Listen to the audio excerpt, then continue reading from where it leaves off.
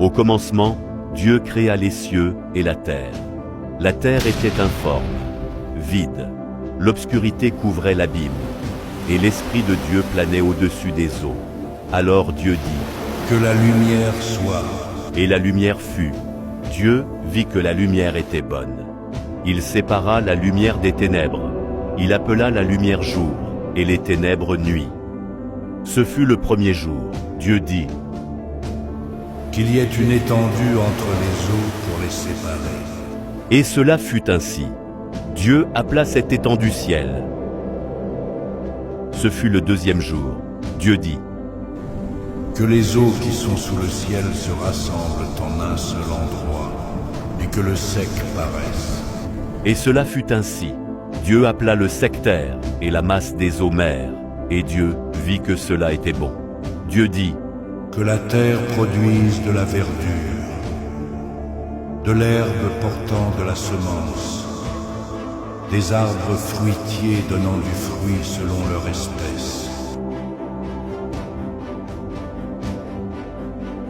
Ce fut le troisième jour.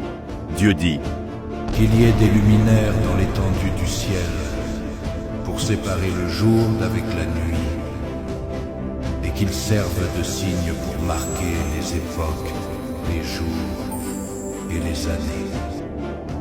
Il fit le grand luminaire pour le jour, le petit luminaire pour la nuit, et les étoiles. Dieu vit que cela était bon.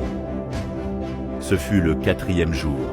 Dieu dit : Que les eaux produisent en abondance des animaux vivants, et que des oiseaux volent sur la terre vers l'étendue du ciel. Dieu créa les grands poissons et tous les animaux vivants qui se meuvent, et que les eaux produisirent en abondance selon leur espèce. Il créa aussi tout oiseau ailé selon son espèce. Et Dieu vit que cela était bon. Dieu les bénit en disant : Soyez féconds, multipliez-vous, remplissez les mers, et que les oiseaux se multiplient sur la terre. Ce fut le cinquième jour. Dieu dit : Que la terre produise des êtres vivants selon leur espèce, bétail, reptiles et animaux terrestres. Et cela fut ainsi. Dieu vit que cela était bon.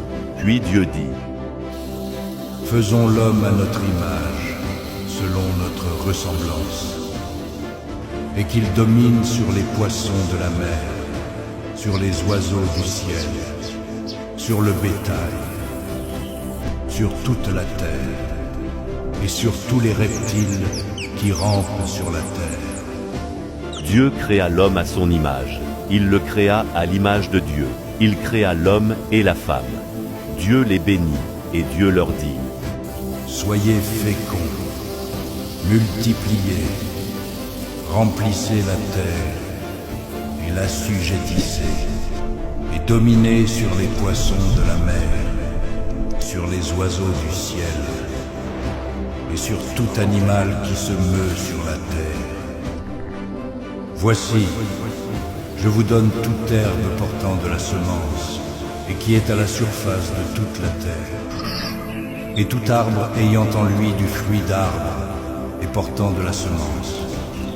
Ce sera votre nourriture. Et à tout animal de la terre, à tout oiseau du ciel, et à tout ce qui se meut sur la terre, ayant en soi un souffle de vie. Je donne toute herbe verte pour nourriture. Et cela fut ainsi. Dieu vit tout ce qu'il avait fait, et voici, cela était très bon. Ainsi, il y eut un soir, et il y eut un matin. Ce fut le sixième jour. Ainsi furent terminés les cieux et la terre, et toute leur armée. Dieu acheva au septième jour son œuvre, celle qu'il avait faite. Et il se reposa ce jour-là de toute son œuvre.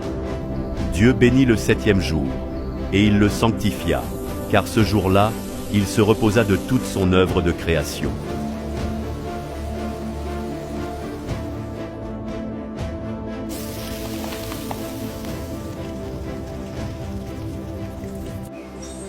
L'Éternel Dieu forma l'homme de la poussière du sol. souffla dans ses narines un souffle de vie, et l'homme devint un être vivant. Dieu planta un jardin en Éden, à l'est. Il y plaça l'homme qu'il avait formé.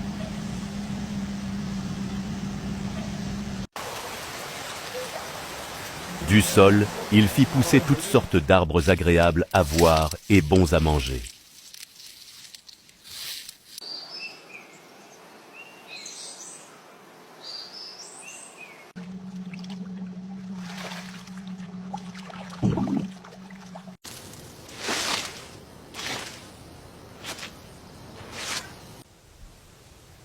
Au centre du jardin, il plaça l'arbre de vie et l'arbre de la connaissance du bien et du mal.